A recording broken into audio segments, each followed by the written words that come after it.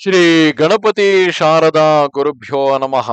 ಆಪದಾಮಪಹರ್ತಾರಂ ದಾತಾರಂ ಸರ್ವಸಂಪದಾಂ ಲೋಕಾಭಿರಾಮಂ ಶ್ರೀರಾಮಂ ಭೂಯೋ ಭೂಯೋ ನಮಾಮ್ಯಹಂ. ಶ್ರೋತೃಗಳಿಗೆ ಶ್ರೀ ಅಳಸಿಂಗರಾಚಾರ್ಯ ವಿರಚಿತ ಮಹರ್ಷಿ ವಾಲ್ಮೀಕಿ ಪ್ರಣೀತ ಶ್ರೀಮದ್ ರಾಮಾಯಣದ ಅಯೋಧ್ಯ ಕಾಂಡದಲ್ಲಿ ಭರತನು ಭರದ್ವಾಜ ಮಹರ್ಷಿಯನ್ನು ದರ್ಶನ ಮಾಡಿದುದು ಪರಸ್ಪರ ಕುಶಲ ಪ್ರಶ್ನೆಗಳು ಎಂಬ 90ನೆಯ ಸರ್ಗಕ್ಕೆ ಸ್ವಾಗತ.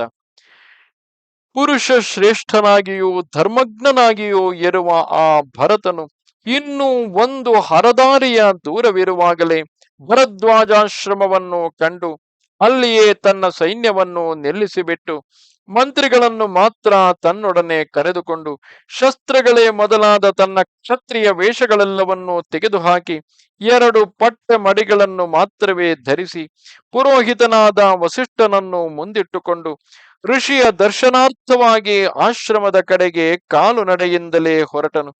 ಹೀಗೆ ಮುಂದೆ ಹೋಗುತ್ತಾ ದೂರದಿಂದಲೇ ಭರದ್ವಾಜ ಮಹರ್ಷಿಯನ್ನು ಕಂಡು ತನ್ನ ಮಂತ್ರಿಗಳನ್ನು ಅಲ್ಲಿಯೇ ನಿಲ್ಲಿಸಿಬಿಟ್ಟು ತಾನು ಮಾತ್ರ ಪುರೋಹಿತನಾದ ವಸಿಷ್ಠನನ್ನು ಹಿಂಬಾಲಿಸಿ ಹೋದನು.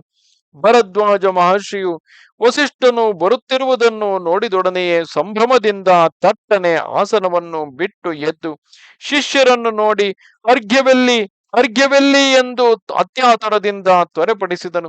ಆಮೇಲೆ ವಸಿಷ್ಠನ ಬಳಿಗೆ ಬಂದು ಅವನೊಡನೆ ಕಲೆತಿರುವಾಗ ಭರತನು ಆ ಮಹರ್ಷಿಗೆ ಸಾಷ್ಟಾಂಗ ಪ್ರಣಾಮವನ್ನು ಮಾಡಿದನು.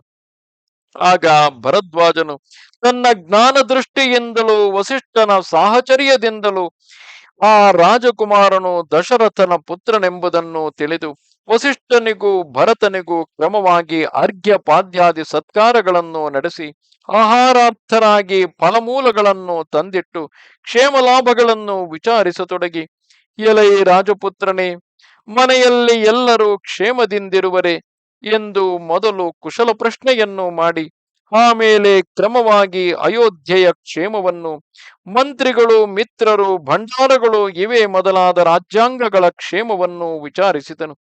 ಆದರೆ ದಶರಥನು ಮೃತಿ ಹೊಂದಿದನೆಂಬ ಸುದ್ದಿಯನ್ನು ಈ ಮಹರ್ಷಿಯು ಮೊದಲೇ ತನ್ನ ಯೋಗದೃಷ್ಟಿಯಿಂದ ತಿಳಿದವನಾಗಿದ್ದುದರಿಂದ ಆ ದಶರಥ ರಾಜನ ಸುದ್ದಿಯನ್ನೇ ಎತ್ತದೆ ಬಿಟ್ಟು ಬಿಟ್ಟನು. ಆಮೇಲೆ ವಸಿಷ್ಠ ಭರತರಿಬ್ಬರು ಕ್ರಮವಾಗಿ ಆ ಭರದ್ವಾಜ ಮಹರ್ಷಿಯ ದೇಹಾರೋಗ್ಯವನ್ನು, ಅಗ್ನಿಹೋತ್ರಗಳ ನಿರ್ವಿಘ್ನ ಪರಿಸಮಾಪ್ತಿಯನ್ನು, ಶಿಷ್ಯರ ಕ್ಷೇಮವನ್ನು, ಆಶ್ರಮ ವೃಕ್ಷಗಳ ಬೆಳವಣಿಗೆಯನ್ನು, ಆ ಆಶ್ರಮದ ಮೃಗಪಕ್ಷಿಗಳ ಸೌಖ್ಯವನ್ನು ವಿಚಾರಿಸಿದರು.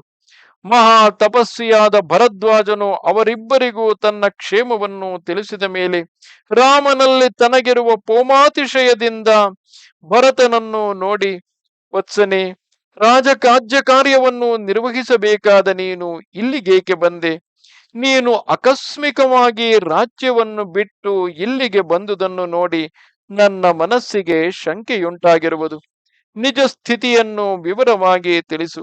ಸಮಸ್ತ ಲೋಕಕ್ಕೂ ಆನಂದವರ್ಧಕನಾಗಿ ಶತ್ರುಗಳನ್ನು ಹುಟ್ಟಡಗಿಸತಕ್ಕ ಮಹಾವೀರ್ಯವುಳ್ಳ ಯಾವ ಪುತ್ರ ರತ್ನವನ್ನು ಕೌಸಲ್ಯೆಯು ಪಡೆದಿದ್ದಳು ಆ ರಾಮನು ತನ್ನ ಪತ್ನಿಯನ್ನು ಸಹೋದರನನ್ನು ಕರೆದುಕೊಂಡು ಕಾಡಿಗೆ ಹೊರಟು ಹೋದನು. ತಂದೆಯಾದ ದಶರಥನೇ ತನ್ನ ಹೆಂಡತಿಯ ಮಾತಿಗೆ ಮರುಳಾಗಿ ಮಹಾ ಯಶಸ್ವಿಯಾದ ತನ್ನ ಪುತ್ರನನ್ನು 14 ವರ್ಷಗಳವರೆಗೆ ಕಾಡಿನಲ್ಲಿರುವಂತೆ ನಿಯಮಿಸಿ ಕಳುಹಿಸಿಬಿಟ್ಟನು. ಅದು ಹೋಗಲಿ, ಹುಟ್ಟಿದುದು ಮೊದಲು ಪಾಪ ಕಾರ್ಯವೆಂಬುದನ್ನೇ ಕಂಡರಿಯದ ಮಹಾತ್ಮನಾದ ಆ ರಾಮನಿಗಾಗಲಿ ಆತನ ತಮ್ಮನಾದ ಲಕ್ಷ್ಮಣನಿಗಾಗಲಿ ಯಾವುದಾದರೂ ಕೇಡನ್ನುಂಟು ಮಾಡಬೇಕೆಂದು ಬಯಸಿ ನೀನು ಬಂದವನಲ್ಲವಷ್ಟೇ. ಈಗ ನೀನು ಇಷ್ಟು ಆತುರದಿಂದ ಸೇನಾ ಸಮೇತನಾಗಿ ಬಂದಿರುವುದನ್ನು ನೋಡಿದರೆ ರಾಜ್ಯವನ್ನು ನಿಷ್ಕಂಟಕವಾಗಿ ಮಾಡಿಕೊಂಡು ನೀನೊಬ್ಬನೇ ಅನುಭವಿಸಬೇಕೆಂಬ ದುರುದ್ದೇಶದಿಂದ ಆ ರಾಮಲಕ್ಷ್ಮಣರನ್ನು ಕಾಡಿನಲ್ಲಿಯೂ ಇರಗೊಳಿಸದೆ ಅವರಿಗೆ ಕೇಡನ್ನು ಬಯಸಿ ಬಂದಿರಬಹುದೆಂದು ನೋಡಿದವರೆಲ್ಲರಿಗೂ ಶಂಕೆಯುಂಟಾಗುವಂತಿದೆಯಲ್ಲವೇ ಎಂದನು. ಈ ಕರ್ಣ ಕಠೋರವಾದ ಮಾತುಗಳನ್ನು ಕೇಳಿ ಭರತನು ಪರಮ ದುಃಖಿತನಾಗಿ ಕಣ್ಣೀರು ಬಿಡುತ್ತಾ ಮಾತುಗಳು ತಡವರಿಸುತ್ತಿರಲು ಆ ಭರದ್ವಾಜ ಮಹರ್ಷಿಯನ್ನು ನೋಡಿ, ಹಾ, ನಾನು ಕೆಟ್ಟೆನು, ಇನ್ನು ನನ್ನ ಬಾಳೇಕೆ, ಸಮಸ್ತ ಪ್ರಪಂಚ ವಿವಾಹ ವ್ಯಾಪಾರವನ್ನು ಧ್ಯಾನ ದೃಷ್ಟಿಯಿಂದಲೇ ಕಂಡುಕೊಳ್ಳುವ ಮಹಾ ಮಹಿಮೆಯುಳ್ಳ ನೀನು ನನ್ನನ್ನು ಹೀಗೆಂದು ಎಣಿಸಬಹುದೇ? ನಾನು ದೋಷಿ ಎಂದು ಸ್ವಲ್ಪ ಮಟ್ಟಿಗಾದರೂ ಶಂಕಿಸುವುದಕ್ಕೆ ಅವಕಾಶವಿಲ್ಲ. ನೀನು ನನ್ನನ್ನು ಹೀಗೆ ನಿರಾಕರಿಸಬಾರದು. ನನ್ನ ತಾಯಿಯೇ ಇದಕ್ಕೆಲ್ಲ ಮೂಲವು. ಅನರ್ಥ ಕಾರ್ಯಗಳು ನಡೆಯುವಾಗ ನಾನು ಸಮೀಪದಲ್ಲಿದ್ದಿದ್ದರೆ ಇಷ್ಟಕ್ಕೆ ಎಂದಿಗೂ ಅವಕಾಶ ಕೊಡುತ್ತಿರಲಿಲ್ಲ. ನನ್ನ ತಾಯಿಯು ನನ್ನ ಪ್ರಯೋಜನಕ್ಕಾಗಿಯೇ ಇದನ್ನು ಮಾಡಿದುದಾಗಿದ್ದರೂ ನಾನು ಇದಕ್ಕೆ ಎಂದಿಗೂ ಒಪ್ಪುತ್ತಿರಲಿಲ್ಲ. ಇದರಿಂದ ನನಗೆ ಸ್ವಲ್ಪವೂ ಸಂತೋಷವಿಲ್ಲ. ಈಗ ನಾನು ಹೊರಟಿರುವುದು ರಾಮನನ್ನು ಸಮಾಧಾನಪಡಿಸಿ ಹಿಂತಿರುಗಿಸಿ ಅಯೋಧ್ಯೆಗೆ ಕರೆತರಬೇಕೆಂಬುದಕ್ಕಾಗಿಯೇ ಹೊರತು ಬೇರೆಯಲ್ಲ. ಆತನನ್ನು ಹಿಂತಿರುಗಿಸಿ ಕರೆತಂದು ಆತನ ಪಾದ ಶುಶ್ರೂಷೆಯನ್ನು ಮಾಡುತ್ತಿರಬೇಕೆಂಬುದೇ ನನ್ನ ಉದ್ದೇಶವು. ಈಗ ನಾನು ಹೇಳಿದುದನ್ನು ಸತ್ಯವೆಂದು ನಂಬಿ ನನ್ನಲ್ಲಿ ಪ್ರಸನ್ನರಾಗಿ ಅನುಗ್ರಹಿಸಬೇಕು. ಈಗ ನಮ್ಮ ರಾಮನು ಎಲ್ಲಿರುವನು? ದಯವಿಟ್ಟು ಹೇಳಬೇಕು ಎಂದನು.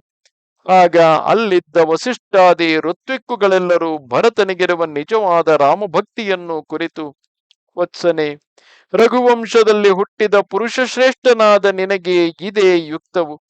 ಹಿರಿಯರನ್ನು ಅನುವರ್ತಿಸುವುದು, ಇಂದ್ರಿಯಗಳನ್ನು ಅಡಗಿಸುವುದು, ಸಾಧುಗಳ ಮಾರ್ಗವನ್ನು ಅನುಸರಿಸಿ ನಡೆಯುವುದು ರಘುವಂಶದ ಕುಲಧರ್ಮವು.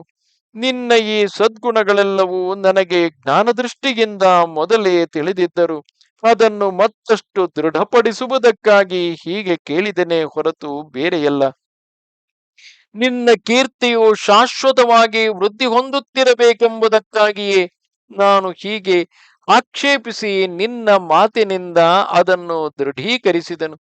ರಾಮ ನಿರತಕ್ಕ ಸ್ಥಳವನ್ನು ನಾನು ಬಲ್ಲೆನು. ಈಗ ಆತನು ಸೀತಾ ಲಕ್ಷ್ಮಣರೊಡನೆ ಚಿತ್ರಕೂಟವೆಂಬ ಮಹಾಪರ್ವತದಲ್ಲಿ ಇರುವನು. ನಾಳೆ ನೀನು ಅಲ್ಲಿಗೆ ಹೊರಡಬಹುದು. ಈ ದಿವಸದ ಮಟ್ಟಿಗೆ ನೀನು ಮಂತ್ರಿಗಳೊಡನೆ ಇಲ್ಲಿಯೇ ಇದ್ದು ನಾಳೆ ಮುಂದಕ್ಕೆ ಪ್ರಯಾಣ ಮಾಡು. ನನ್ನ ಇದೊಂದು ಕೋರಿಕೆಯನ್ನು ನಡೆಸಿಕೊಡು. ನೀನು ಪ್ರಾಜ್ಞನಾದುದರಿಂದ ನಾನು ನಿನಗೆ ವಿಶೇಷವಾಗಿ ಹೇಳಬೇಕಾದುದೊಂದು ಇಲ್ಲವು ಎಂದನು. ಈ ಮಾತನ್ನು ಕೇಳಿ ಉದಾರ ಸ್ವಭಾವವುಳ್ಳ ಭರತನು ಆ ಮಹರ್ಷಿಯ ಮಾತನ್ನು ಮೀರಲಾರದೆ ಹಾಗೆಯೇ ಆಗಲೆಂದೊಪ್ಪಿ ಆ ರಾತ್ರಿಯನ್ನು ಭರದ್ವಾಜಾಶ್ರಮದಲ್ಲಿಯೇ ಕಳೆಯುವುದಾಗಿ ನಿಶ್ಚಯಿಸಿಕೊಂಡನು.